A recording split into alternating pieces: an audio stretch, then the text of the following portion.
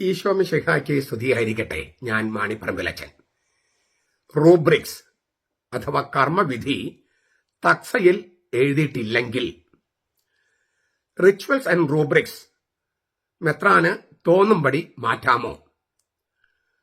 അവ വെറും ആചാരം മാത്രമാണോ?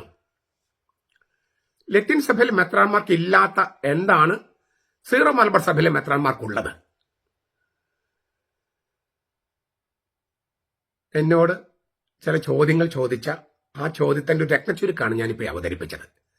അവർ ചോദിച്ച ചോദ്യം ഇങ്ങനെയാണ്: അച്ചോ, പരമ്പരാഗതമായി പിന്തുടരുന്ന ചില റൂബ്രിക്സ് തക്സയുടെ പുതിയ പതിപ്പിൽ വ്യക്തമായി പറഞ്ഞിട്ടില്ലെങ്കിൽ ആ രീതികളിൽ മാറ്റം വരുത്താൻ മേലധ്യക്ഷന് അധികാരമുണ്ടോ?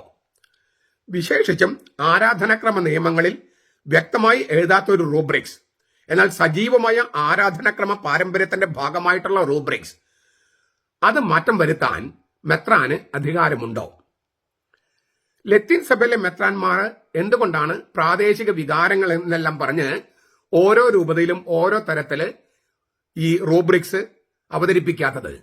അവര് എല്ലാം ഒരു പൊതു റൂബ്രിക്സ് പിന്തുടരുന്നത് എന്തുകൊണ്ട്? ലത്തീൻ സഭയിൽ മെത്രാന്മാർക്ക് ഇല്ലാത്ത എന്ത് അധികാരമാണ് സീറോ മലബാറിലുള്ളത്? ഈ ലത്തീൻ മെത്രാന്മാരും നമ്മുടെ മെത്രാന്മാരും നമ്മളെ വ്യത്യാസം ഞാൻ പെട്ടെന്ന് പറയാം. ലത്തീൻ മെത്രാന്മാർക്ക് അവരുടെ സഭയുടെ തനത് ദൈവശാസ്ത്രം, ലിറ്റർജി, അതെന്താണെന്ന് അറിയാം. അവരുടെ കൂറുണ്ട്, സ്നേഹമുണ്ട്. അതുകൊണ്ട് അത് മാറ്റിമറിക്കാൻ അവർ ശ്രമിക്കില്ല. അത് ഗംഭീരമാണെന്ന് അവർക്കറിയാം. രണ്ട്, അത് സ്വീകരിക്കാനുള്ള, അതായത് സഭ നൽകുന്നത് സ്വീകരിക്കാനുള്ള എളിമയുണ്ട്. ഈ രണ്ട് സംഗതികൾ സീറോ മലബാർ സഭയിലെ ബഹുഭൂരിപക്ഷം മെത്രാന്മാർക്കും ഇല്ല. രണ്ട് കൊമ്പുണ്ട് അവർക്ക്. ഒന്ന്, സഭയുടെ സംഘാതമായ വിജ്ഞാനത്തെക്കാൾ, പൈതൃകത്തെക്കാൾ വലുതാണ് എന്റെ വിശേഷ അധികാരം എന്നൊരു അഹങ്കാരം, ഒരു കൊമ്പാണത്. രണ്ട്, നമ്മുടെ സഭയുടെ പൈതൃകമോ അതിന്റെ ചരിത്രമോ അതിന്റെ തനത് ദൈവശാസ്ത്രമോ അതിന്റെ ലിറ്റർജിയോ അറിഞ്ഞുകൂടാ, അറിയാത്തതിനാൽ അതിന്റെ സ്നേഹമോ കൂറില്ല. അപ്പോ അടിസ്ഥാനപരമായി വിശ്വസ്തതയില്ല, എളിമയില്ല. അപ്പൊ രണ്ട് കൊമ്പ് നിൽക്കുകയാണ്: അവിശ്വസ്തതയും, അറിവില്ലായ്മ എന്നുള്ള അവിശ്വസ്തതയും, പിന്നെ അഹങ്കാരവും. അതുകൊണ്ടാണ് നമ്മുടെ സഭ ഇത്ര നാളായിട്ടും നമ്മുടെ ലിറ്റർജി വേണ്ട വിധത്തിൽ പുനരുദ്ധരിക്കാൻ പറ്റാതെ നിൽക്കുന്നത്. നമുക്ക് ഈ ചോദ്യത്തിന്റെ വളരെ പ്രധാനപ്പെട്ട ചില സംഗതികളുണ്ട്. റിച്വൽസ് ആൻഡ് റൂബ്രിക്സ് നമ്മൾ എപ്പോഴും കേൾക്കുന്ന സംഗതിയാണ്. റിച്വൽസ് ആൻഡ് റൂബ്രിക്സ് എന്താണ് ഈ റിച്വൽസ് ആൻഡ് റൂബ്രിക്സ് എന്ന് പറഞ്ഞാൽ? നമുക്ക് അതിന്റെ അർത്ഥം ആദ്യം ഗ്രഹിക്കാം. അപ്പൊ ഈ ചോദ്യങ്ങൾക്കുള്ള ഉത്തരവും ആർക്കാണ് എന്താണ് അധികാരം എന്നുള്ള കാര്യങ്ങളൊക്കെ മനസ്സിലാക്കാൻ കുറച്ച് എളുപ്പമുണ്ട്. അപ്പൊ നമുക്ക് ആദ്യം നോക്കേണ്ടത് എന്താണ് റിച്വൽസ് ആൻഡ് റൂബ്രിക്സ്. റൂബ്രിക്സ് നമുക്ക് ആദ്യം പരിശോധിക്കാം. റൂബ്രിക്സ് ലത്തീനിലെ റൂബ്രിക്ക എന്ന വാക്കിൽ നിന്നാണ് റൂബ്രിക്സ് എന്ന വാക്ക് ഇംഗ്ലീഷിൽ ഉപയോഗിക്കുന്നത്. റൂബ്രിക്ക എന്ന വാക്കിന് ചെമ്മണ്ണ്, ചുവന്ന മണ്ണ്, കാവി മണ്ണ്, ഈ കാവി നിറമുള്ള മണ്ണില്ലേ, ചുവന്ന മണ്ണ്, അങ്ങനെയൊക്കെയാണ് അർത്ഥം. Red ഔഖ, OCRE, red ഔഖ. American ഇംഗ്ലീഷിലാണെങ്കിൽ red ഓഹർ, OCHRE, ഓഹർ. ചുവന്ന ചോക്ക്, അങ്ങനെ ആ അർത്ഥത്തിൽ ഉപയോഗിക്കും. ചുവന്ന മണ്ണ് എന്നാണ് ശരിക്കും അർത്ഥം. അപ്പോൾ റൂബർ എന്ന വാക്കിന് ലത്തീനില് ചുവന്നത് എന്നാണ് അർത്ഥം. അപ്പൊ തടിയിലും മറ്റും അടയാളപ്പെടുത്താൻ വേണ്ടി പണ്ട് മണ്ണ് ഉപയോഗിച്ചിട്ട്, ചുവന്ന മണ്ണ് ഉപയോഗിച്ചിട്ട് അവരിങ്ങനെ അത് പതുക്കെ വെള്ളം ചേർത്ത് തടിയിലൊക്കെ ഇങ്ങനെ മാർക്ക് ചെയ്യുമായിരുന്നു, അടയാളപ്പെടുത്തുമായിരുന്നു. 13ാം നൂറ്റാണ്ട് മുതൽ ലിറ്റർജി പുസ്തകങ്ങളിൽ ചുവന്ന മഷി ഉപയോഗിച്ചിട്ട് ചില സംഗതി രേഖപ്പെടുത്തി. ആ ചുവന്ന മഷിൽ രേഖപ്പെടുത്തുന്നതാണ് ഈ റൂബ്രിക്സ് എന്ന് പറയുന്നത്. റൂബ്രിക്സ് ചുവന്ന മഷിൽ രേഖപ്പെടുത്തുന്നത്. ഈ ചുവന്ന മഷിൽ രേഖപ്പെടുത്തുന്നത് പലരും വിചാരിക്കുന്നത് ഒരു പ്രായോഗികത കണക്കിലെടുത്തിട്ടാണ്. അതായത് ബ്ലാക്കിലാണ്, കറുത്ത അക്ഷരത്തിലാണ് സാധാരണ നമ്മൾ പ്രിന്റ് ചെയ്യുന്നത്. അപ്പോൾ അതിൽ നിന്ന് മാറി കാണാനായിട്ട് ചുവന്ന അക്ഷരത്തിൽ എഴുതുന്നു എന്നാണ് പ്രായോഗികമായിട്ട്. അങ്ങനെ ഒരു ശരിയാണ്. പക്ഷെ അതിൽ കൂടുതൽ അർത്ഥമുണ്ട് ഈ ചുവന്ന അക്ഷരത്തിൽ അത് എഴുതാൻ. ഈ ക്രിസ്തുവിന്റെ ബലിയുമായി ബന്ധപ്പെട്ടതാണ് വിശുദ്ധ കുർബാന, ആൾത്താരിലെ ബലി എന്ന ഒരു പ്രതീതി ഉണർത്താനായിട്ട് ക്രിസ്തുവിന്റെ രക്തം കൊണ്ട് എഴുതിയിരിക്കുന്ന പ്രായോഗിക നിയമങ്ങൾ, അതിനെയാണ് റൂബ്രിക്സ് എന്ന് പറയണേ. കർത്താവിന്റെ ചുവന്ന രക്തത്തെ പ്രതിഫലിക്കുന്ന അല്ലെങ്കിൽ പ്രതീകവൽക്കരിക്കുന്ന ചുവന്ന അക്ഷരം കൊണ്ട് തക്സയില് അല്ലെങ്കിൽ മിസലില് എഴുതിയിരിക്കുന്ന സംഗതിയാണ് റൂബ്രിക്സ്. ചുവന്ന അക്ഷരത്തിൽ കർത്താവിന്റെ രക്തത്തിന്റെ നിറത്തിൽ എഴുതപ്പെട്ടത്. അപ്പൊ ലിറ്റർജിയുടെ പശ്ചാത്തലത്തിൽ 13-ാം നൂറ്റാണ്ട് മുതലാണ് ഈ റൂബ്രിക്സ് ചുവന്ന അക്ഷരത്തില് നമ്മുടെ മിസൽ എന്ന് പറയുന്ന ലത്തീൻ സഭയിലെ ഈ തക്സ, സീറോ മലബാർ സഭയില് തക്സ എന്നാണ് പറയുക, മറ്റു ചില സഭയില് ടിപ്പിക്കോൺ എന്നൊക്കെ പറയും. ആരാധനയില് ദൈവജനവും ഡീക്കന്മാരും ശുശ്രൂഷകളും പുരോഹിതനും മെത്രാനും എന്ത് ചെയ്യണം? കൈകൾ വിരിച്ചു പിടിക്കണോ? കുമ്പിട്ട് നിൽക്കണോ? എത്രത്തോളം കുമ്പിടണം? എവിടെ നിൽക്കണം? എവിടെ പോകണം? ഇരിക്കണോ? നിൽക്കണോ? ഏത് തിരുവസ്ത്രം ഉപയോഗിക്കണം? ഏത് നിറമായിരിക്കണം? ഏത് തിരുസ്വരൂപം ഉപയോഗിക്കണം? എങ്ങനെയുള്ള പാത്രമാണ് വേണ്ടത്? ഒരു പ്രാർത്ഥന എങ്ങനെ ചൊല്ലണം? ഉയർന്ന സ്വരത്തിലോ താഴ്ന്ന സ്വരത്തിലോ സ്വകാര്യമായിട്ടോ? മധുബഹയുടെ എവിടെ നിൽക്കണം? ഏത് വശത്തേക്ക് പോകണം? മധുബഹയിലെ ക്രമം എങ്ങനെയായിരിക്കണം? ഹൈക്കല, കെസ്ട്രോമ, ബേമ, ഇങ്ങനെ ബേസ്കസ, ഇങ്ങനെയുള്ള സകല സംഗതികളും കൃത്യമായിട്ട് എഴുതിയിരിക്കുന്ന സംഗതികളെയാണ് റൂബ്രിക്സ് എന്ന് പറയുന്നത്. അതെല്ലാം എഴുതുന്നത് ചുവന്ന മഷിയിലാണ്. അതിനാൽ ഇതിനെ നിയമപുസ്തകം, നിബന്ധന പുസ്തകം, അനുഷ്ഠാന വിധി, കർമ്മവിധി എന്നെല്ലാം വിളിക്കുന്നു. കത്തോലിക്ക സഭയിൽ ഈ പറഞ്ഞ അനുഷ്ഠാനങ്ങൾ അല്ലെങ്കിൽ ആചാരങ്ങള് വെറും ആചാരങ്ങളല്ല. വിശ്വാസം മാംസം ധരിക്കുന്ന കാണപ്പെടാത്ത വിശ്വാസം മാംസം ധരിക്കുന്ന സജീവമായ അടയാളങ്ങളാണ്. അതെന്തുകൊണ്ടാണ് മറ്റ് മതങ്ങളിൽ നിന്നും നമ്മുടെ മതത്തിൽ വ്യത്യാസമുണ്ടെന്ന് പറയണേ? മറ്റൊരു മതസ്ഥാപകനും മരിച്ചവരിൽ നിന്ന് ഉത്ഥാനം ചെയ്തിട്ടില്ല. ഈശോമിശിഹ മാത്രമാണ് മരിച്ചവരുടെ ഇടയിൽ നിന്ന് ഉത്ഥാനം ചെയ്ത് ദൈവപിതാവിന്റെ വലത്ത് ഭാഗത്തായിരുന്ന് മഹാപുരോഹിത ശുശ്രൂഷ ചെയ്യുന്നത്. അപ്പോൾ വീണ്ടെടുക്കപ്പെട്ട മനുഷ്യവംശത്തിന്റെ ഏക മഹാപുരോഹിതൻ മരിച്ചവരിൽ നിന്ന് ഉയർപ്പിക്കപ്പെട്ട യേശുവാണ്. ആ യേശു മഹാപുരോഹിത ശുശ്രൂഷ സ്വർഗത്തിൽ ചെയ്യുന്നത് ഇപ്പോൾ ഭൂമിയിൽ സന്നിഹിതമാക്കുന്നത് ഈ അനുഷ്ഠാനങ്ങളിലൂടെയാണ്, സജീവമായ അടയാളങ്ങളിലൂടെയാണ്. അതിനാൽ അത് ആചാരമല്ല, വെറും അനുഷ്ഠാനമല്ല, വിശ്വാസം മാംസം ധരിക്കുന്ന സജീവമായ അടയാളമാണ്. നമ്മൾ സാധാരണമായും സംസ്കൃതമാണെന്ന് എനിക്ക് തോന്നുന്നു, യന്ത്ര മന്ത്ര തന്ത്ര എന്ന് പറയും. ഒരു കർമ്മം വിശുദ്ധ കർമ്മമാകാനായിട്ട് ഹിന്ദു മതത്തില് യന്ത്ര, പ്രോപ്പർ ഇൻസ്ട്രുമെന്റ്സ്, പിന്നെ യന്ത്ര മന്ത്ര, പ്രോപ്പർ പ്രാർത്ഥനകള് ഇല്ലേ, വൈബ്രേഷൻസ്, പിന്നെ യന്ത്ര മന്ത്ര തന്ത്ര റിച്വൽസ് ആൻഡ് റൂബ്രിക്സ്. അത് ഏതൊക്കെ എങ്ങനെ ചെയ്താലാണ് ശരിയാകുക? അപ്പൊ അത് ഓരോന്നിനും ഒരു നിശ്ചിത രീതിയുണ്ട്.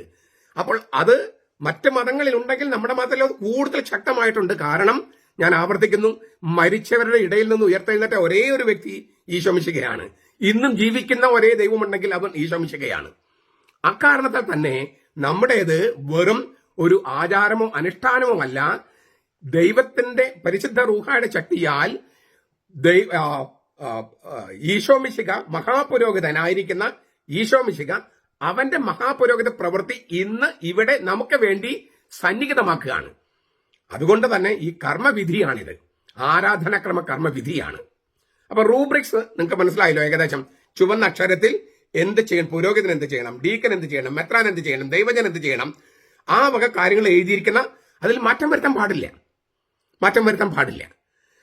ഞാൻ പിന്നെ എന്തുകൊണ്ട് സീറോ മലബാർ സഭയിൽ കുറെ കാര്യങ്ങൾ മെത്രാന്മാർക്ക് കൊടുത്തിരിക്കുന്നു? എന്തുകൊണ്ടാണ് ലത്തീൻ സഭയിൽ ഇല്ലാത്തത് സീറോ മലബാർ സഭയിൽ വന്നിരിക്കുന്നു? വളരെ ലളിതമാണ് ഉത്തരം. എന്താണ്? ഈ 1968 പാറേക്കാട്ടിൽ പിതാവ് വത്തിക്കാനെ കബളിപ്പിച്ച് ഒരു കുർബാന തുടങ്ങി. അതിന്റെ പിന്നാലെ ഓരോരുത്തരും ഓരോ കുർബാന തുടങ്ങി. 6-7 തരം കുർബാന, മിനി മാസ്, ഭാരതീയ പൂജ, ഇങ്ങനെ തോന്നിയാസങ്ങൾ കത്തോലിക്ക സഭ സീറോ മലബാർ സഭയിൽ ആരംഭിച്ചു. അങ്ങനെ അത് പാടില്ലെന്ന് പറഞ്ഞ ഈ കൺസർവേറ്റീവ്സ്, യാഥാസ്ഥിതികർക്ക് മുദ്ര കുത്തപ്പെട്ട സഭയുടെ പാരമ്പര്യത്തെ ഇതുപോലെ കളയാൻ പാടില്ല, തോമാസ് ലീഗയിൽ നിന്നും മദ്ദായി മാറി സ്ലീഹന്മാരിൽ കിട്ടിയതാണെന്ന് പറഞ്ഞ് അതിന് വിശുദ്ധമായി കണക്കാക്കണമെന്ന് പറയുന്ന ശരിക്കും സത്യവിശ്വാസികളെ ബ്രാൻഡ് ചെയ്ത്, ചങ്ങനാശ്ശേരി പക്ഷക്കാർക്ക് ബ്രാൻഡ് ചെയ്ത്, ഈ അന്ന് എറണാകുളത്തുണ്ടായിരുന്ന കർദിനാൾ പാറേക്കാട്ടില് ലിറ്റർജിയിൽ തോന്നിവാസം ചെയ്തു. അതിന് തോന്നിവാസങ്ങൾ ആഗ്രഹിക്കുന്ന, അരാജകത്വം ആഗ്രഹിക്കുന്ന കുറെ പേര് കർദിനാൾ പാറേക്കാട്ടിന് പിന്നാലെ കൂടി. അങ്ങനെ അത് തെറ്റാണെന്ന് ഇല്ലേ, അപ്പോൾ അത് തെറ്റാണെന്ന് പറഞ്ഞപ്പോൾ അവരൊരു ഒരു വിഭജനം ഉണ്ടാക്കി വെച്ചു. ചങ്ങനാശ്ശേരി പക്ഷം, ഞങ്ങള് എറണാകുളം പക്ഷം. അപ്പൊ ഇതിന് ഇവരെ ഒരുമിച്ച് നിർത്താൻ വേണ്ടി, അതായത് എറണാകുളം പക്ഷം എന്ന് പറയുന്നവരെ ഒരുമിച്ച് നിർത്താൻ വേണ്ടി കുറെ അധികാരങ്ങളും മെത്രാമാർക്ക് വിട്ടുകൊടുത്തു. ഒരുമിച്ച് നിർത്താൻ വേണ്ടി അവർ ഒരുമിച്ച് നിന്നോ? ഒരുമിച്ച് നിന്നില്ല. മെത്രാമാർക്ക് അമിതമായ അധികാരം കൈവരികയും ചെയ്തു. ആ അധികാരം വകതിരിവോട് ഉപയോഗിക്കുന്നതിന് പകരം, വിവേകത്തോട് ഉപയോഗിക്കുന്നതിന് പകരം, വിശേഷ അധികാരം എന്ന് പറയുന്നത് അവർ അധികാരം കാണിക്കാനുള്ള, ആധിപത്യം കാണിക്കാനുള്ള ഒരു ചാൻസ് ആയിട്ട് ഉപയോഗിച്ചു. അധികാരം കൊടുത്തിരിക്കുന്നത് എന്തിനാണ്? സഭയുടെ ഐക്യത്തെ മുൻനിർത്തിയാണ്, എല്ലാവരും കൂട്ടി യോജിപ്പിച്ചു കൊണ്ടുപോകാൻ വേണ്ടിയാണ്. അതിനു പകരം ഓരോ രൂപതയിലും ഓരോ രാജാക്കന്മാരെ പോലെ അവർ അധികാരം അവർ ഉപയോഗിക്കാൻ തുടങ്ങി. അതാണ് ഇപ്പോഴും ആ അനൈക്യം നിലനിൽക്കുന്നത്. അത് മാറാൻ വേണ്ടിയാണ് നമ്മൾ ഏകീകൃത രൂപം കൊണ്ടുവന്നത്. നമുക്ക് കുറച്ച് കഴിഞ്ഞിട്ട് പറയാം അതിലേക്ക്. അപ്പൊ റൂബ്രിക്സിന്റെ അർത്ഥം നമുക്ക് മനസ്സിലായി ഞാൻ വിചാരിക്കണം. ഇനി റിച്വൽ, ആ വാക്ക് നോക്കിയാൽ റിച്വൽ, റീത്ത് എന്ന വാക്കിൽ നിന്നാണ്, റീത്തോസ് എന്നാണ് ലത്തീനില്, റീത്തോസ്, അതിൽ നിന്നാണ് റിച്വല്. റീത്തുമായി ബന്ധപ്പെട്ടതെന്നാണ് റിച്വൽ എന്ന വാക്കിനർത്ഥം. റിച്വൽ എന്ന് പറഞ്ഞാൽ പലപ്പോഴും നമ്മൾ വിചാരിക്കുന്നത് ഒരു അനുഷ്ഠാനം, ആചാരം. അല്ലല്ല, അങ്ങനെയല്ല. റീത്തുമായി ബന്ധപ്പെട്ടത്. എന്താണ് റീത്ത് എന്ന് പറഞ്ഞാല്? ഒരു ലിറ്റർജിക്കൽ കുടുംബത്തെയാണ് റീത്ത് എന്ന് പറയുന്നത്. നമ്മൾ ശവത്തിൽ വെക്കുന്ന റീത്ത് അല്ല കേട്ടോ, RITE എന്നാണ്. മറ്റത് WREATH ആണ്. റീത്ത് എന്ന് പറഞ്ഞാൽ ലിറ്റർജിക്കൽ ഫാമിലി, ആരാധനക്രമ കുടുംബം. നമുക്കറിയാം 6 ആരാധന കുടുംബങ്ങളാണ് കത്തോലിക്ക സഭയിലുള്ളത്, ഇല്ലേ? ലത്തീൻ ആരാധന ക്രമ കുടുംബം, ബൈസന്റയൻ, കൽദായ, അന്ത്യോക്യൻ, ഇങ്ങനെ നമുക്ക് 6 ലിറ്റർജിക്കൽ കുടുംബങ്ങളുണ്ട്. ആ 6 ലിറ്റർജിക്കൽ കുടുംബങ്ങളെയാണ് റീത്തുകൾ എന്ന് പറയുന്നത്. 24 സഭകൾ ഉപയോഗിക്കുന്നത് 6 ലിറ്റർജിക്കൽ കുടുംബങ്ങളിലെ ലിറ്റർജിയാണ്. അപ്പൊ റീത്ത് എന്ന് പറഞ്ഞാൽ ഒരു ലിറ്റർജിക്കൽ കുടുംബമാണ്. ലത്തീൻ ലിറ്റർജിക്കൽ കുടുംബം, കൽദായ ലിറ്റർജിക്കൽ കുടുംബം, ബൈസന്റയൻ, അന്ത്യോക്യൻ. ഇങ്ങനെ ഇപ്പം മലങ്കര സഭയിൽ അന്ത്യോക്യൻ ലിറ്റർജിക്കൽ കുടുംബമാണ് അവർ എടുത്തിരിക്കുന്നത്. അത് 1930 ഈ കത്തോലിക് സഭയിൽ നിന്ന് പോയിട്ട് തിരിച്ചു വന്നപ്പോൾ അവർ സീറോ മലബാർ സഭയിൽ ചേരുന്നതിന് പകരം ഒരു പുതിയ സഭയായിട്ട് ചേർന്നു. അതാണ് സീറോ മലങ്കര 1930. അപ്പോൾ സീറോ മലബാർ സഭയുടെ കുർബാന സ്വീകരിക്കേണ്ടതിന് പകരം അവർ അന്ത്യോക്യൻ സഭയുടെ കുർബാന സ്വീകരിച്ചു. അപ്പൊ അന്ത്യോക്യൻ റീത്ത്. നമ്മുടെ ഇത് കൽദായ റീത്താണ്. കൽദായ റീത്ത് എന്ന് പറഞ്ഞാൽ കൽദായ ലിറ്റർജിക്കൽ ഫാമിലിയാണ്. ലത്തീൻ സഭയിൽ ഉപയോഗിക്കുന്നത് റത്തീൻ റോമൻ റീത്താണ് ഉപയോഗിക്കുന്നത്. അപ്പോൾ ഒരു റീത്തുമായി ബന്ധപ്പെട്ട ആചാരങ്ങളെയാണ് റിച്വൽ എന്ന് പറയണേ. അല്ലാതെ എല്ലാ ആചാരങ്ങളും അനുഷ്ഠാനങ്ങളെയും അല്ല, ഓരോ റീത്തുമായി ബന്ധപ്പെട്ടത്. റൈറ്റ്, റിച്വല്. റൈറ്റ് എന്ന് പറഞ്ഞാൽ RITE, റൈറ്റ്. ആ റൈറ്റുമായിട്ട് ബന്ധപ്പെട്ട, റീത്തുമായി ബന്ധപ്പെട്ട ആചാരങ്ങൾ, അനുഷ്ഠാനങ്ങളെ റിച്വൽസ് എന്ന് പറയും. ഓരോ സഭയുടെയും പരസ്യമായ ദൈവാരാധനയാണ് ലിറ്റർജി. സഭയുടെ പരസ്യമായ ആരാധനയാണ് ലിറ്റർജി. ബലി മാത്രമാണ് ആരാധന. ദൈവത്തിന് ചേർന്ന ആരാധന ബലി മാത്രമാണ്. അതുകൊണ്ട് പഴയ നിയമത്തിൽ ഇത്രമാത്രം ബലികൾ ഉണ്ടായത് അത് വരാനിരുന്ന ഒരേ ഒരു ബലിയുടെ നിഴൽ രൂപങ്ങളായിരുന്നു. അപ്പം ദൈവത്തെ ആരാധിക്കുന്നത് ബലിയിലൂടെയാണ്, ബലിയിലൂടെ മാത്രമാണ്. ഈ സ്തുതിപ്പും പ്രാർത്ഥനയും കൈകൊട്ടിക്കളിയും ഒക്കെ ആയിട്ട് പെന്തക്കോസ്തകാരും യഹോവ സാക്ഷികള്, അതൊന്നും ദൈവാരാധനയല്ല, അത് പ്രൈസ് ആൻഡ് വർഷിപ്പാണ്, ആരാധനയല്ല. ആരാധന എന്ന് പറഞ്ഞത് ബലി മാത്രമാണ്. അതുകൊണ്ടാണ് പഴയ നിയമത്തിൽ ഇത്രമാത്രം ബലികൾ ഉണ്ടായിരുന്നു. വരാനിരുന്ന ഏക ബലിയുടെ ഒരു മുൻ ആസ്വാദനമായിരുന്നു. ആ ബലി കർത്താവ് ഈ കുരിശിൽ അർപ്പിക്കുന്നതിന് മുൻപ് അത് മുൻകൂറായി അന്ത്യത്താഴത്തിലേക്ക് കൊണ്ടുവന്നിട്ട് ചിന്തപ്പെടുന്ന രക്തം, ഇത് ചിന്തപ്പെടുന്ന പിറ്റേ ദിവസം, പക്ഷെ മുൻകൂറായി കൊണ്ടുവരാണ് അന്ത്യത്താഴത്തില്. നിങ്ങൾക്ക് വേണ്ടി മുറിക്കപ്പെടുന്ന പിറ്റേ ദിവസം, പക്ഷെ അത് മുൻകൂറായി കൊണ്ടുവരാണ് അന്ത്യത്താഴത്തില്. എന്നിട്ട് പറഞ്ഞു, ഇത് എന്റെ ഓർമ്മയ്ക്കായി ചെയ്യുക. ഏത്? ഈ മുറിക്കലും ചിന്തപ്പെടലും. അതുകൊണ്ടാണ് കർത്താവിന്റെ മരണത്തിന്റെ പ്രഖ്യാപനമാണ് ഓരോ ആൾക്കാരുടെ ഓരോ ബലിയും. ഇത് 1 കൊരിന്തോസ് 11 അധ്യായത്തിൽ പൗലോസിലേക്ക് പറയുന്നതാണ്, മാണിപ്രപഞ്ചം പറയുന്നതല്ല. അപ്പോൾ ഈ ബലി, അതായത് കുരിശിലെ ബലി അൾത്താരയിൽ ചെയ്യണമെന്ന് കർത്താവ് ഈശോമിശിഹാ തന്നെ കൽപ്പിച്ചത്. ഇത് എന്റെ ഓർമ്മയ്ക്കായി ചെയ്യുവൻ. അവന്റെ മരണം പ്രഖ്യാപിക്കണം, അവന് പ്രത്യാഗമനം വരെ എന്ന് തിരുവചനമാണ് നമ്മളോട് പറഞ്ഞത്. ഇത് അനുഷ്ഠിക്കാത്തവര് കത്തോലിക്കരല്ല. അവര് തിരുവചനത്തോട് അവര് ബഹുമാനം പുലർത്തുന്നുമില്ല. അവര് കത്തോലിക്ക വിരോധം വെച്ചിട്ട് നടക്കുന്നു. കുറച്ചു പേരെ, കത്തോലിക്ക സഭയുടെ വിരോധമുള്ള കുറച്ചു പേരെ അവർക്ക് കിട്ടുകയും ചെയ്യുന്നു. അതുകൊണ്ട് അവർ രക്ഷയുടെ ഉപകരണമാകില്ല. അപ്പോൾ ഓരോ റീത്തുമായി ബന്ധപ്പെട്ട് ഞാൻ പറഞ്ഞല്ലോ 6 ലിറ്റർജിക്കൽ കുടുംബങ്ങളാണ് കത്തോലിക്ക സഭയിലുള്ളത്. ആ റീത്തുമായി ബന്ധപ്പെട്ട ആചാരങ്ങളുണ്ട്. റീത്തുസ് എന്ന വാക്കിനർത്ഥം സമ്പ്രദായം എന്നാണ്, കീഴ്വഴക്കം. അതിന്റെ രൂപം, അതിന്റെ ഉപയോഗം ഇൻഡോ യൂറോപ്യൻ ഭാഷയിലെ അർ എന്ന വാക്കിൽ നിന്നാണ് ഉത്ഭവിക്കുന്നത്. ആക്ഷരിക മറ്റും ഒരുമിച്ച് ചേർക്കുക എന്നാണ് അർത്ഥം. ഒരുമിച്ച് ചേർക്കുക. ഉചിതമായത് ഉചിതമായ ക്രമത്തിൽ ഉചിതമായ രൂപത്തിൽ ചേരുംപടി ചേർക്കുന്നതിനെയാണ് റിച്വൽസ് എന്ന് പറയണേ. ഓരോ റീത്തുമായി ബന്ധപ്പെട്ടത്, ആ റീത്തിന് ഉചിതമായത് ഉചിതമായ ക്രമത്തില് ഉചിതമായ രൂപത്തില് ഉചിതമായ സ്ഥലത്ത് ചേരുംപടി ചേർക്കുന്നതിനെയാണ് റിച്വൽ എന്ന് പറയുന്നത്. ഓരോ റീത്തുമായി ബന്ധപ്പെട്ട് സ്വാഭാവികമായിട്ടും ഇല്ലേ, ഓരോ റീത്തിനും അതിന് തനത് ദൈവശാസ്ത്രമുണ്ട്. അവരുടെ വിശ്വാസമായി ഒത്തുപോകുന്ന കാര്യങ്ങളുണ്ട്. അത് ഉചിതമായ ക്രമത്തിൽ ഉചിതമായ രൂപത്തിൽ ഉചിതമായ ഭാവത്തിൽ ഉചിതമായ സ്ഥലത്ത് സഭ ചേർത്ത് വെച്ചിട്ടുണ്ട്. അതിനാണ് റിച്വൽ എന്ന് പറയുക. ആ റിച്വല്, ഓരോ റീത്തുമായിട്ടും ബന്ധപ്പെട്ട റിച്വല് അതെങ്ങനെ അനുഷ്ഠിക്കണമെന്ന് ചെയ്യുന്നതാണ് റൂബ്രിക്സ്. എഴുതി വെച്ചിരിക്കുന്നതാണ് റൂബ്രിക്സ്. ഇപ്പൊ കാര്യം ക്ലിയർ ആയി ഞാൻ വിചാരിക്കണം. ഓരോ റീത്തിന്റെയും ജീവരക്തമാണ് ലിറ്റർജി. ഓരോ റീത്തിന്റെയും സാക്രോസങ്ക്തും മുഞ്ചീലിയം എന്ന് പറയുന്ന ലിറ്റർജിയെ കുറിച്ചുള്ള 2ാമത്തെ സൂനദോസിന്റെ ഡോക്യുമെന്റ് ഞാൻ പറയണേ. ഓരോ റീത്തിന്റെയും ജീവരക്തമാണ് liturgy. Liturgy is the life blood of the rite. Liturgy is the lifeblood of the rite. Liturgy is the lifeblood of tradition and must be celebrated with the greatest fidelity to long-standing rituals. ഇത് സാക്രോസങ്ക്തും കൊഞ്ചീലിന്റെ basic അടിസ്ഥാനം ഞാൻ പറയണേ.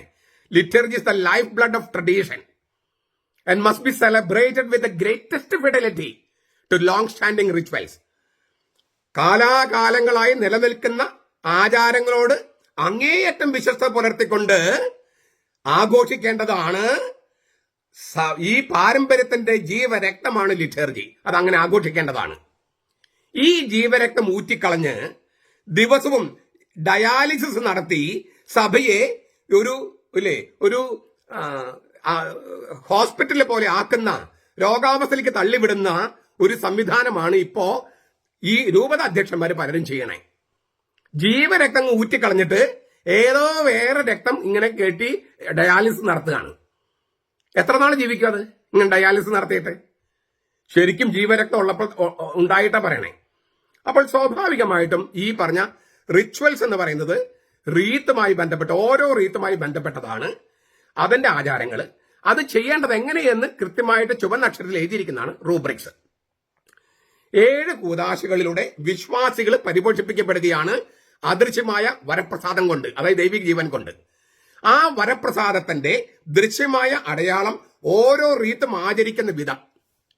ഇപ്പൊ നമ്മള് ലത്തീൻ സഭയിലാണെങ്കിൽ റിച്വാലെ റൊമാനും എന്ന് പറയും. Roman കത്തോലിക്ക സഭയുടെ, അതായത് ലത്തീൻ സഭയുടെ റിച്വൽസ് റിച്വാലെ റൊമാനും. അതുപോലെ സീറോ മലബാർ സഭയ്ക്ക് അതിന്റെ റിച്വൽസ് ഉണ്ട്. റിച്വൽസിൽ അന്തരമില്ലെങ്കിൽ പിന്നെ എല്ലാ സഭയും ഒരുപോലെ ഇരിക്കും. പിന്നെ പല സഭകള്. അപ്പൊ പറയാം അതിന് ഞങ്ങളും ചോദിക്കണേ. അപ്പൊ നമുക്ക് ഈശോമിശിയോട് ചോദിക്കണത് എന്തിനാണ് പത്രോസിനെ മാത്രം തെരഞ്ഞെടുത്താൽ മതിയായിരുന്നില്ലേ? ഒരു സഭയാണ് കർത്താവ് ഉദ്ദേശിച്ചിരുന്നെങ്കിൽ പത്രോസിനെ മാത്രം തെരഞ്ഞെടുത്താൽ മതിയായിരുന്നില്ലേ? എന്തിനാ 12 പേരെ തെരഞ്ഞെടുത്തേ? എന്നിട്ട് എന്തിനാ 12 സ്ലീഹന്മാരുടെ മേൽ സഭ സ്ഥാപിച്ചത്? എഫേസ്യ ലേഖനം 2:10 ഞാൻ പറയണേ. പൗലോസ്ലീഹ പറയാണ്, അപ്പസ്തോലന്മാരും പ്രവാചകന്മാരുമാകുന്ന അടിസ്ഥാനത്തിന്മേൽ അവൻ സഭ പണിതു. അപ്പസ്തോലന്മാരും പ്രവാചകന്മാർ എന്ന് പറഞ്ഞാൽ പഴയ നിയമത്തിൽ പ്രവാചകന്മാരല്ല, മറിച്ച് പൗലോസിനെ പോലെ ഒരു സ്ഥലത്ത് മറ്റൊരു സ്ഥലത്ത് സഞ്ചരിച്ച് സുവിശേഷം പ്രഘോഷിക്കുന്നവരെയാണ് പുതിയ നിയമത്തിൽ പ്രവാചകന്മാർ എന്ന് പറയണേ.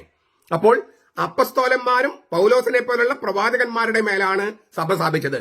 അപ്പസ്തോലന്മാർ എത്രയാ? 12 പേര്. അപ്പൊ എന്തിനാ 12? അപ്പോ പല ലിറ്റർജിക്കൽ ഫാമിലീസ് വേണം. അത് കർത്താവിന്റെ ആഗ്രഹമാണ്. അത് കർത്താവിന്റെ ആഗ്രഹത്തെ റദ്ദ് ചെയ്യാൻ നമുക്ക് ആർക്കെങ്കിലും അനുവാദമുണ്ടോ? അതുകൊണ്ട് ഓരോ റീത്തിൽപ്പെട്ടവരും ആ റീത്തിൽപ്പെട്ട ആചാരങ്ങളാണ് ചെയ്യേണ്ടത്. അതിനാണ് ആ സഭയുടെ റിച്വൽസ് എന്ന് പറയുന്നത്. ഞാൻ ആവർത്തിക്കുക, അതെങ്ങനെ ചെയ്യണമെന്ന് ചുവന്ന അക്ഷരത്തിൽ എഴുതിയിരിക്കുന്നതാണ് റൂബ്രിക്സ്. കത്തോലിക്ക സഭയിൽ ഓരോ റീത്തിന്റെയും വിശേഷപ്പെട്ട റിച്വൽസ് വെറും ഒരു മാനുഷിക പാരമ്പര്യമല്ല എന്ന് ഞാൻ പറഞ്ഞു കഴിഞ്ഞു. ആ സഭയുടെ വിശ്വാസം മാംസം ധരിക്കുന്ന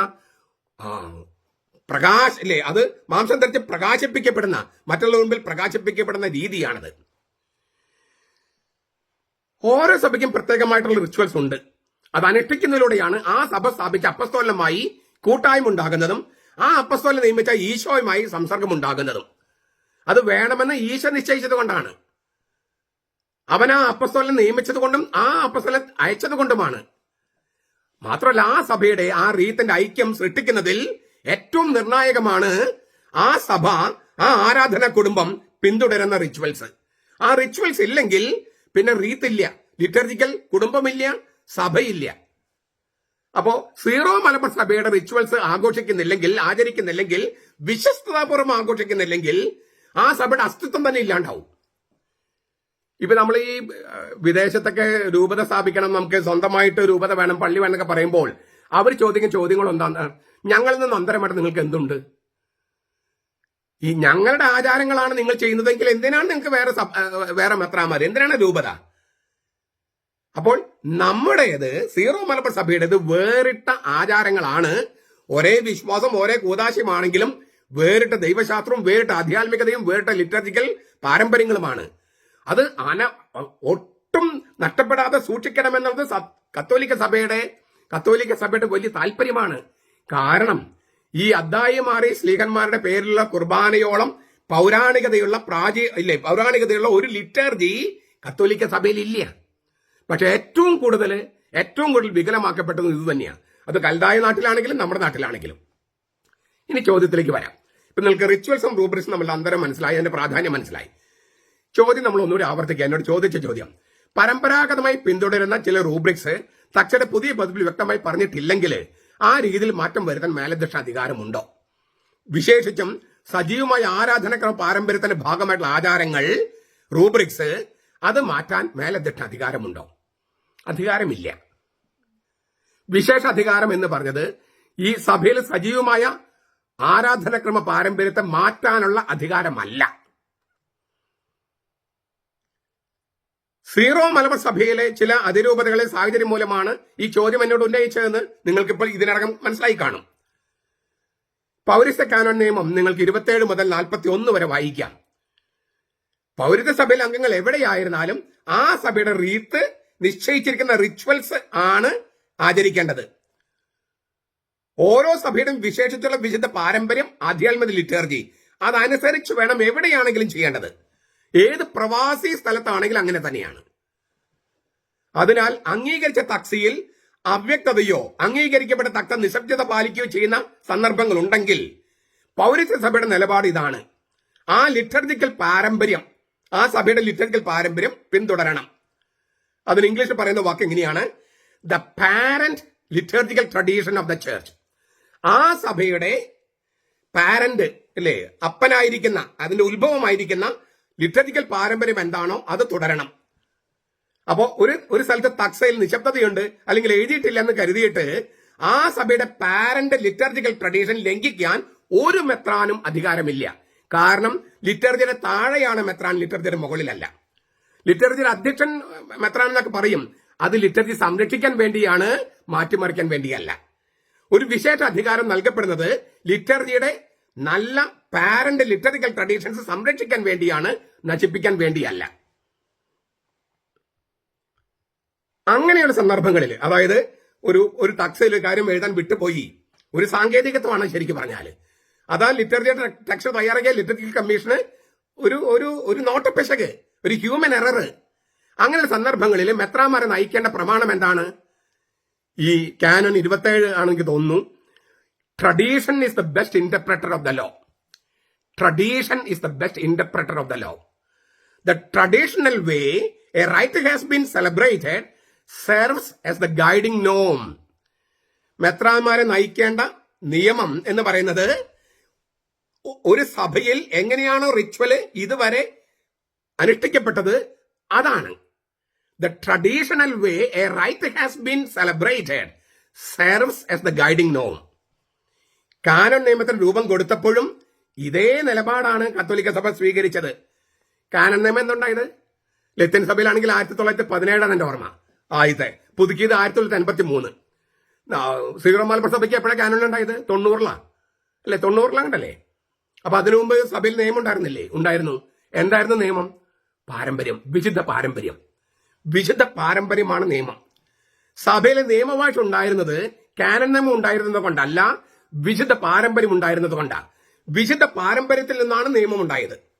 ആ നിയമമാണ് മെത്രാന്മാർക്ക് അധികാരങ്ങൾ കൽപ്പിച്ചത്. അതുകൊണ്ട് ആരാധനാ സമൂഹം അത് എങ്ങനെ ചെയ്തിരുന്നുവെന്നതാണ് വിശുദ്ധ പാരമ്പര്യം. ഞാൻ ആവർത്തിക്കുക, ആരാധനാ പാരമ്പര്യം അതെങ്ങനെ ചെയ്തിരുന്നുവെന്നതാണ് പാരമ്പര്യം. അതിനാൽ there is an obligation to preserve lawful liturgical rites and their established way of life, returning to ancestral ways if they have improperly fallen away. ഉചിതമല്ലാത്ത തരത്തിൽ ഏതെങ്കിലും തരത്തിൽ ഇതൊക്കെ നഷ്ടപ്പെട്ടിട്ടുണ്ടെങ്കിൽ പൗരാണിക പാരമ്പര്യം വീണ്ടെടുക്കുകയും സംരക്ഷിക്കുകയും ചെയ്യേണ്ടത് കടമയാണ്. There is an obligation to preserve lawful liturgical rites and their established way of life, returning to ancestral ways if they have improperly fallen away. ഇതിന് വേണ്ടിയിട്ടാണ് വിശേഷ അധികാരം മെത്രാന്മാർക്ക് കൊടുത്തിരിക്കുന്നത്. അല്ലാതെ ഈ സഭയുടെ പാരമ്പര്യങ്ങൾ നശിപ്പിക്കാനല്ല. The bishop is the custodian of the liturgical tradition, not the destroyer. ആ സഭയുടെ ലിറ്റർജിയുടെ പാരമ്പര്യങ്ങളെ സംരക്ഷിക്കാനും കൈമാറിക്കൊടുക്കാനും വേണ്ടിയാണ് മെത്രാൻ നിയമിച്ചിരിക്കുന്നത്, മെത്രാൻ അധ്യക്ഷനായിരിക്കുന്നത്, അത് നശിപ്പിക്കാനല്ല. അതിനാൽ നിയമാനുസൃതവും ജീവിതശൈലിയാൽ സുസ്ഥാപിതമായ ലിറ്റർജിക്കൽ ആചാരങ്ങൾ സംരക്ഷിക്കപ്പെടണമെന്നാണ് കത്തോലിക്ക സഭ പഠിപ്പിക്കുന്നത്. അതുകൊണ്ട് കത്തോലിക്ക മെത്രാൻ അതനുസരിച്ച് ചെയ്യണം. ആ സഭയിൽ കാലാകാലങ്ങളെ തുടരുന്ന ഒരു വിശുദ്ധ പാരമ്പര്യത്തെ, അതും ഒരു സൂയിയൂരി സഭയുടെ ന്യായമായ കീഴ്വഴക്കത്തെ ഒരു മെത്രാന്റെ വിശേഷാധികാരം ഉപയോഗിച്ചോ ഒരു മെത്രാപ്പോലിത്തയുടെ വിശേഷാധികാരം ഉപയോഗിച്ചോ റദ്ദാക്കാനോ മാറ്റിമറിക്കാനോ സാധ്യമല്ല. ചിലരങ്ങനെ ചെയ്യുന്നു. അതുകൊണ്ടാണ് ഈ ചോദ്യം വരുന്നത്. തീർച്ചയായിട്ടും ഞാൻ പറഞ്ഞു കഴിഞ്ഞു, the bishop is the custodian of the liturgical tradition. അപ്പൊ അദ്ദേഹത്തിന് അത് വിശദീകരണം നൽകാൻ കഴിയും. എന്നാൽ സഭയുടെ പൊതുവായ പാരമ്പര്യത്തോട് ചേർന്ന് പോകുന്നതേ അദ്ദേഹത്തിന് ചെയ്യാൻ പറ്റൂ. സഭയുടെ പൊതുവായ പാരമ്പര്യത്തിന് വിരുദ്ധമായിട്ട് ഒരു മെത്രാന് ആ സഭയിൽ ചെയ്യാൻ പറ്റില്ല. ചുരുക്കത്തില് എന്തും ചെയ്യാനുള്ള, തോന്നിയാസം പോലെ എന്തും ചെയ്യാനുള്ള, കൂട്ടിച്ചേർക്കാനോ റദ്ദാക്കാനോ എടുത്തു കളയാനോ കൂട്ടിച്ചേർക്കാനോ ഒന്നുമുള്ള വിശേഷ അധികാരമല്ല ഈ മെത്രാന്റെ പ്രിവിലേജ് അല്ലെങ്കിൽ പ്രൊറോഗേറ്റീവ് എന്ന് പറയണേ. ഇക്കാര്യത്തില് സഭ പിന്തുടരുന്ന നിയമം തന്നെ എന്താണ്? ഞാൻ നേരത്തെ പറഞ്ഞു, the parent liturgical tradition of the church. സഭയുടെ പൈതൃകം, അതിന്റെ പാരന്റ് ലിറ്റർജിക്കൽ ട്രഡീഷൻ, അതിന്റെ ഏറ്റവും തുടക്കത്തിലുള്ള ഉറവിടത്തിലുള്ളത് എന്താണോ അത് ഫോളോ ചെയ്യണം. മാതൃസഭയുടെ സീറോ മലബാർ സൂയിയൂരിസ് എന്ന മാതൃസഭയുടെ പൊതു പൈതൃകത്തിൽ നിന്ന് വ്യതിചലിക്കാനുള്ള അധികാരം ഒരു മെത്രാനും ഒരു വിശേഷ അധികാരത്താലും നൽകപ്പെട്ടിട്ടില്ല. ഞാൻ പറഞ്ഞല്ലോ, നമ്മുടെ സഭയിൽ ഇങ്ങനെ രണ്ട് പക്ഷം ക്രിയേറ്റ് ചെയ്ത് അതുകൊണ്ട് ഒരുമയുണ്ടാക്കാൻ വേണ്ടി കൊടുത്തിരിക്കുന്ന വിശേഷ അധികാരങ്ങള് ഒരുമയ്ക്ക് പകരം, ഐക്യതയ്ക്ക് പകരം വിഭാജിത ഉണ്ടാക്കാൻ വേണ്ടി ഉപയോഗിക്കുന്നത് തീർത്തും തെറ്റാണ്. ഈ കാനൻ നിയമം, ഈ CCEO സീറോ മലബാർ സഭയുടെ കാനൻ നിയമം 27 മുതൽ 41 വരെ അതിന്റെ ബേസിക് ഒരു ആറ്റിറ്റ്യൂഡ് തന്നെ ലത്തീൻ സഭയെ അന്ധമായി അനുകരിക്കാനുള്ള ഒരു പ്രവണതയുണ്ട്. ഈ എറണാകുളം പക്ഷത്തിന് ലത്തീൻ സഭയെ അന്ധമായിട്ട് അനുകരിക്കുക, അത് പാടില്ല എന്ന് വ്യക്തമായിട്ട് എഴുതിയിരിക്കുകയാണിത്. അതായത് അതൊരു കുറെ ആളുകൾ തെറ്റിദ്ധരിക്കപ്പെട്ട കുറെ ആളുകൾ ഉള്ളത് കൊണ്ട്, ഇപ്പൊ നമ്മുടെ സഭയിൽ, ഇപ്പൊ നമ്മുടെ ഇന്ത്യ മഹാരാജ്യം തന്നെ എടുക്കുക. ഈ സ്വാതന്ത്ര്യ സമരകാലത്ത് 2 രാജ്യം ഉണ്ടാക്കി ഇല്ലേ, ഇന്ത്യയും പിന്നെ മുസ്ലിംസ് വേറെ രാജ്യം. അപ്പൊ അങ്ങനെ ഉണ്ടാക്കേണ്ടി വന്നത് എന്തുകൊണ്ടാണ്? കുറെ പേര് അങ്ങനെ ചിന്തിക്കുന്നതുകൊണ്ട് രാജ്യം വിഭജിക്കപ്പെട്ടു. കുറെ പേരുടെ തെറ്റിദ്ധാരണ മൂലമാണ് ശരിക്കും ലോബിയിങ് എല്ലാം വഴി ചെയ്തതാ. ഇതുപോലൊരു പ്രശ്നം നമ്മുടെ സഭയില് പാറക്കട്ടിൽ പിതാവ് തുടങ്ങി വെച്ചു. അദ്ദേഹമാണ് സഭ എന്നും അദ്ദേഹം മാർപ്പാപ്പയ്ക്ക് മുകളിലാണെന്നും അദ്ദേഹം ഉണ്ടാക്കുന്ന ഭാരതീയ പൂജയോ അതൊക്കെ ശരിയെന്നും ബ്രാഹ്മണ്യമാണ് ശരിയെന്നൊക്കെ അദ്ദേഹം തെറ്റിദ്ധരിച്ചു. ഇന്ത്യൻ സംസ്കാരം എന്ന് പറഞ്ഞാൽ ബ്രാഹ്മണ്യമാണ്. അപ്പൊ ഈഴവരും വേണ്ട, നായന്മാരും വേണ്ട, ക്രിസ്ത്യാനികളും വേണ്ട, മുസ്ലിംസും വേണ്ട, ബ്രാഹ്മണ്യം മാത്രമാണെന്ന് അദ്ദേഹം തെറ്റിദ്ധരിച്ചു. അതിന്റെ പിന്നാലെ പോയി. അദ്ദേഹം അത് വത്തിക്കാൻ സൂനബോസിൽ അവതരിപ്പിക്കുകയും ചെയ്തു, ബ്രാഹ്മണ്യമാണ് ശരി എന്നുള്ള മട്ടിലൊക്കെ. തലശ്ശേരി പിതാവും വള്ളപ്പള്ളി പിതാവും ഉണ്ടായിരുന്നു 2ാമത്തെ സൂനബോസിൽ. അദ്ദേഹം പറഞ്ഞു അങ്ങനെയല്ല അത് വേണ്ടത്. പക്ഷെ ഇതൊന്നും ഉൾക്കൊള്ളാനോ പഠിക്കാനോ നമ്മുടെ ആളുകൾ തയ്യാറാകാത്തത് കൊണ്ട് നമ്മുടെ സഭയിലൊരു വല്ലാത്ത വിഭാഗീയ ചിന്താഗതിയുണ്ട്, ശീഷ്മ. ആ ശീഷ്മയിൽ വിഭാഗീയത ഒരു പിളർപ്പിലേക്ക് പോകാതിരിക്കാൻ മെത്രാന്മാർക്ക് ചില അധികാരങ്ങൾ കൊടുത്തു. അത് പക്ഷേ വിവേകത്തോട് ഉപയോഗിക്കണം, വകതിരിവോടെ. സ്വന്തം അധികാരം സ്ഥാപിക്കാനല്ല, മറിച്ച് ഐക്യത വരുത്താനാണ്. ഐക്യത വരുത്താൻ അങ്ങനെ സാധിക്കുന്ന സ്ഥലങ്ങളിൽ, ഐക്യത ഉള്ള സ്ഥലങ്ങളിൽ എന്തിനാണ് ഈ ഒരു വിഭാഗീയത ഉണ്ടാക്കണേ? അവിടെയാണ് പ്രശ്നം. ചുരുക്കത്തില് ഒരു ഏറ്റവും പുതിയ തക്സയില് സർവാധിപനം പാട്ട് പാടുമ്പോൾ വൈദികൻ ഇല്ലേ മതബഹലിക്ക് തിരിയണമെന്ന് അവിടെ എഴുതിയിട്ടില്ല എന്നും പറഞ്ഞിട്ട് തിരിയണ്ട എന്ന് ചിലര് അച്ഛന്മാരോട് പറയാണ്. തിരിഞ്ഞാൽ നിന്നെ ഞാൻ ട്രാൻസ്ഫർ ചെയ്യും. അങ്ങനെ ഭീഷണിപ്പെടുത്തി അച്ഛന്മാരെ ഒരു തരം മെന്റൽ ട്രൗമയിലാക്കി ഈ അധികാരം സ്ഥാപിച്ചിട്ട് എന്താണ് നേടുന്നത്? അവിടെ എഴുതിയിട്ടുണ്ട്, ആ തക്സയിൽ എഴുതിയിട്ടുണ്ട്, ഇപ്പോൾ മധുബഹ വിരി തുറക്കുന്നു. അവിടെ എഴുതിയിട്ടുണ്ട് മധുബഹ വിരി തുറക്കുന്നു. അപ്പോൾ അങ്ങനെ പലയിടത്തും മധുബഹ വിരി ഇല്ലെങ്കിലും അവിടെ എഴുതിയിട്ടുണ്ടല്ലോ, തക്സയിൽ എഴുതിയിട്ടുണ്ട് മധുബഹ വിരി തുറക്കുന്നു. അവ തുറക്കുമ്പോൾ മധുബഹ വിരി തുറക്കുമ്പോൾ, സ്വർഗം തുറക്കുമ്പോൾ എല്ലാവരും ഈശോയെ കുമ്പിട്ട് ആരാധിച്ച് നമിക്കുന്നു.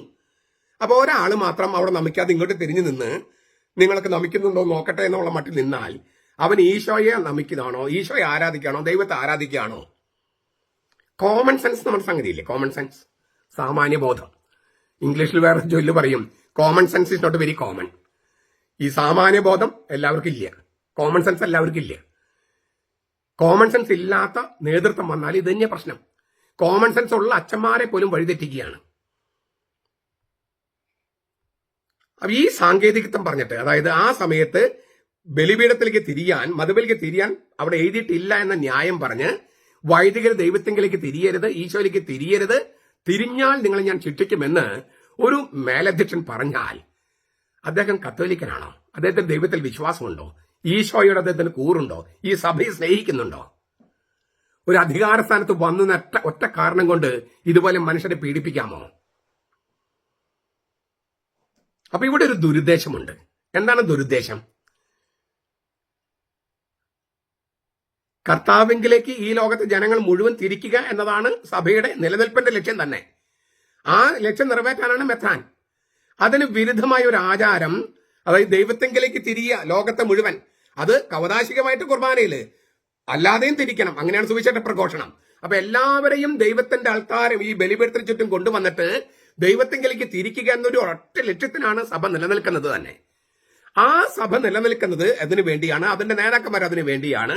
അങ്ങനെ ഇരിക്കുന്ന നേതൃസ്ഥാനത്തിൽ ഇരിക്കുന്ന ഒരാള് ദൈവത്തെങ്കിലേക്ക് അച്ഛന്മാര് നോക്കാൻ പാടില്ലെന്ന് പറഞ്ഞാൽ, ഈ ലോകം മുഴുവൻ ദൈവത്തെങ്കിലേക്ക് തിരിയണമെന്ന് പറയുകയും അച്ഛന്മാരെ ദൈവത്തെങ്കിലേക്ക് നോക്കാൻ പാടില്ല എന്ന് പറയുകയും ചെയ്തുകൊണ്ടിരുന്നെന്ന് ഓർക്കണേ, ചെയ്തുകൊണ്ടിരുന്ന സജീവമായ പാരമ്പര്യ. അത് ചെയ്യരുതെന്ന് പറയുമ്പോൾ അതിനകത്ത് ദുരുദ്ദേശമില്ലേ? എന്താണ് ദുരുദ്ദേശം? ദുരുദ്ദേശം എന്ന് പറയുന്നത് വളരെ സിമ്പിളാണ്.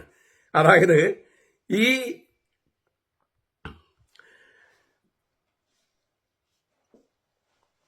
ചങ്ങനാശ്ശേരിക്കാരുടെ കൽതായ വൽക്കരണം എന്നൊക്കെ പറഞ്ഞ് കുറെ വർഷങ്ങള് സഭയിൽ ശീഷ്മയും വിഭാഗീയത ഉണ്ടാക്കി. ഇപ്പൊ അതെല്ലാം തോറ്റ് തുന്നം പാടി. ഈ വലിയ ശക്തി ഉണ്ടായിരുന്നു ഈ എറണാകുളം പക്ഷത്തിന്, ഇപ്പൊ അത് തോറ്റ് തുന്നം പാടി. ഈ ഏകീകൃത രൂപം സീറോ മലബാർ സഭയിലെ 34 രൂപത്തിലും അംഗീകരിച്ചു കഴിഞ്ഞു. എറണാകുളം അങ്കമാലി അതിരൂപയിലെ 95% ജനങ്ങൾക്കും ഇത് വേണം. പക്ഷെ അവിടെയുള്ള വിമത വൈദികർ സമ്മതിക്കാത്തതുകൊണ്ട് നടപ്പാവുന്നില്ല. അതിന്റെ പ്രശ്നങ്ങൾ അവിടെ നടക്കുന്നു. പക്ഷെ അവരുടെ ആ സംഗതി പൊളിഞ്ഞില്ലേ? ഇത് കൽതായ കൂറന്തായ എന്ന് പറഞ്ഞിട്ടുള്ള ആ ആർഗ്യുമെന്റ് പൊളിഞ്ഞു. സീറോ മലബാർ സഭയിൽ മൊത്തത്തിൽ സ്വീകരിച്ചു കഴിഞ്ഞല്ലോ. അപ്പൊ തങ്ങളുടെ ഈ പറഞ്ഞ ഈ അവരുടെ എല്ലാ പ്രൊപ്പഗാൻഡ, അതായത് വെറുപ്പിന്റെ പ്രൊപ്പഗാൻഡ പൊട്ടിപ്പൊളിഞ്ഞ് പാളിസായി, പരാജയപ്പെട്ട് തോറ്റു തുന്നം പാടി. ആ ജാള്യത മറയ്ക്കാൻ അതിനുവേണ്ടി നിലകൊണ്ട കുറെ ആളുകളുണ്ട്. ഈ പറഞ്ഞ വിഭാഗീയത ഉണ്ടാക്കിയ ആളുകള് അവർ തോറ്റു തുന്നം പാടി. അവർ ശക്തിയുള്ളവരായിരുന്നു, പണമുള്ളവരായിരുന്നു, ഒക്കെയായിരുന്നു. പക്ഷേ കർത്താവിന്റെ പരിപാടി അവർക്കെതിരായിരുന്നു. അതുകൊണ്ട് അവർ തോറ്റു തുന്നം പാടി. സീറോ മലബാർ സഭയെ എങ്ങനെയൊക്കെ വിഭജിക്കാമെന്ന് അവർ കരുതിയെങ്കിലും വിഭജിക്കാൻ പറ്റാതെ പോയി. പീഡിപ്പിച്ച ഒരുപാട് ഇപ്പോഴും പീഡിപ്പിക്കുന്നു, പക്ഷെ വിഭജിക്കാൻ പറ്റിയില്ല. ആ ജാള്യത മറയ്ക്കാൻ അവർ ഉയർത്തിക്കൊണ്ടുവന്നിരുന്ന കുറെ സംഗതികളുണ്ടല്ലോ. ഇത് കൽതായക്കാരനാണ്, കൂറന്തായാണ്, മറ്റതാണ്, മറിച്ചതാണ്. അതെല്ലാം എങ്ങനെയെങ്കിലും എവിടെയെങ്കിലുമൊക്കെ ഒന്ന് കുത്തിക്കയറ്റിയിട്ട് സഭയിൽ ശീഷ്മയുണ്ടാക്കാനുള്ള കുൽസിത ശ്രമം, അതാണ് ഈ ദുരുദ്ദേശം. തോറ്റുപോയി. ഈ എറണാകുളം പക്ഷത്തിന്റെ തെറ്റായ ആർഗ്യുമെന്റ്സാണ് തോറ്റുപോയത്. ആ തോറ്റുപോയ പരാജയത്തെ, ആ പരാജയം, അതിന്റെ ജാള്യത മറയ്ക്കാൻ ഈ എറണാകുളം പക്ഷത്തിന് വേണ്ടി നിലകൊണ്ട കുറെ ആളുകൾ അന്നുകൊണ്ട് ഇപ്പോഴും ഉണ്ട്. അവരുടെ ജാള്യത മറയ്ക്കാൻ വേണ്ടി എവിടെയൊക്കെ സത്യവിശ്വാസത്തില്, എവിടെയൊക്കെ വിശുദ്ധ പാരമ്പര്യത്തിൽ ഇങ്ങനെ ഏച്ചുകെട്ടൽ വരുത്തി ഈ ശീഷ്മയുടെ അംശങ്ങൾ നിലനിർത്താൻ കഴിയുമോ, ഈ വിഭാഗിതയുടെ അംശങ്ങൾ നിലനിർത്താൻ കഴിയുമോ എന്ന് അവർ പഴുതു നോക്കുക. പൈശാചിക കുൽസിത ശ്രമമാണത്. നിങ്ങൾ വിശ്വസിച്ചാലും ഇല്ലെങ്കിൽ അതാണ്. അതും പരാജയപ്പെടും, അത് വേറെ കാര്യം, അതും പരാജയപ്പെടും. പക്ഷെ അതിന് അവർ പറഞ്ഞ ന്യായം എന്താണ്? ഇതൊരു പ്രവാസി രൂപതയാണ്, ഇവിടെ മറ്റു രൂപതകളുടെ വികാരം മാനിക്കണം. അതൊരു തൊടുന്യായമാണ്, വിലപ്പോകാത്ത തൊടുന്യായം. പല കാരണങ്ങളുണ്ട്. ഒരു കാരണം, എല്ലാ രൂപതകളും ഐക്യത്തിലേക്ക് വരാൻ വേണ്ടിയല്ലേ ഏകീകൃത രൂപം സ്വീകരിച്ചത്? അത് 34 രൂപതകളും സ്വീകരിച്ചില്ലേ? പ്രാദേശിക വികാരം പറഞ്ഞ് ഈ പലതരത്തിലുള്ള കുർബാന ഉണ്ടാകാതിരിക്കാൻ വേണ്ടിയാണ് ഏകീകൃത കുർബാന സ്വീകരിച്ചത്. പ്രാദേശിക കാര്യങ്ങൾ പറഞ്ഞ്, പ്രവാസി രൂപതയാണെങ്കിലും മറ്റെവിടെയാണെങ്കിലും പ്രാദേശിക കാര്യങ്ങൾ പറഞ്ഞ് ഏകീകൃത രൂപത്തിന് തുരങ്കം വെക്കാതിരിക്കാനാണ് ഏകീകൃത രൂപം സ്വീകരിച്ചത്. അതുകൊണ്ട് ആ ഏകീകൃത രൂപം എല്ലാവരുടെയും സ്വീകരിക്കപ്പെട്ട് കഴിഞ്ഞപ്പോൾ തന്നെ ഒരു പ്രാദേശിക വികാരം, ആ പ്രാദേശിക വികാരം എന്ന് പറയുന്നത് സഭാവിരുദ്ധമാണെന്ന് ഓർക്കണം. അത് സഭാവിരുദ്ധമാണെന്ന് മാത്രമല്ല, ശീഷ്മയാണെന്ന് ഫ്രാൻസിസ് മാർപ്പാപ്പ പരസ്യമായി പ്രഖ്യാപിച്ചിട്ടുണ്ട്. അങ്ങനെ ശീഷ്മയായ പ്രാദേശിക വികാരത്തെ, ഇത് പ്രവാസി രൂപതയാണ്, അതുകൊണ്ട് ആ ശീഷ്മയുടെ ഘടകം ഇവിടെ വേണമെന്ന് പറയുമ്പോൾ അതെത്രയോ വലിയ തിന്മയാണ്. ശീഷ്മയിലായിരിക്കുന്ന ഒരു പ്രദേശത്തിന്റെ പ്രാദേശിക വികാരം ഈ പ്രവാസി രൂപതയിൽ വേണമെന്ന് അവിടുത്തെ തലവൻ പറയുമ്പോൾ അദ്ദേഹം തന്നെ ശീഷ്മയ്ക്ക് നേതൃത്വം കൊടുക്കുകയാണ്. ഈ ഇദ്ദേഹം ഉൾപ്പെട്ട സിനഡിന് അംഗീകരിക്കാത്ത ഒരു അതിരൂപതയിലെ വിഭാഗീയത ശീഷ്മ തന്റെ രൂപതയിൽ കൊണ്ടുവരാനുള്ള ഒരു ശ്രമം നടത്തുമ്പോൾ അത് ഭയങ്കരമായ തെറ്റാണ്. അപ്പൊ വീണ്ടും പറയാം, ചങ്ങനാശ്ശേരിയുടെ പ്രാദേശിക വികാരം മാത്രം നോക്കിയാൽ പോരാ. ഇപ്പൊ ചങ്ങനാശ്ശേരിയുടെ പ്രാദേശിക വികാരത പറയാൻ പറ്റില്ലല്ലോ. പണ്ട് വേണമെങ്കിൽ പറയാമായിരുന്നു, അതും ശരിയായിരുന്നില്ല, എന്നാലും പറയാമായിരുന്നു. ഇപ്പോഴോ, ഇപ്പൊ സീറോ മലബാർ സഭയുടെ ആഗോള വികാരതാണ്, എല്ലാ രൂപതകളും അംഗീകരിച്ചേണ്ടതാണ്. അതുകൊണ്ട് ചങ്ങനാശ്ശേരിയുടെ പ്രാദേശിക വികാരം എന്ന് പറഞ്ഞിട്ട് ഇവിടെ കൊണ്ടുവരാൻ, എന്റെ രൂപതയിൽ കൊണ്ടുവരാൻ പറ്റില്ലെന്ന് പറയാൻ പറ്റില്ല. ഇപ്പോൾ ചങ്ങനാശ്ശേരിയുടെ പ്രാദേശിക വികാരമായിരുന്ന വികാരമാണ് സീറോ മലബാർ സഭയുടെ ആഗോള വികാരം. അതാണ് സ്വീകരിക്കപ്പെട്ടിരിക്കുന്നത്, അതാണ് ഏകീകൃത രൂപം. അതിന് അവർ കുറെ വിട്ടുവീഴ്ച ചെയ്തു. ഈ ചങ്ങനാശ്ശേരി പക്ഷക്കാരും വിട്ടുവീഴ്ച ചെയ്തു. അതിനാണ് ഏകീകൃതം എന്ന് പറയണേ.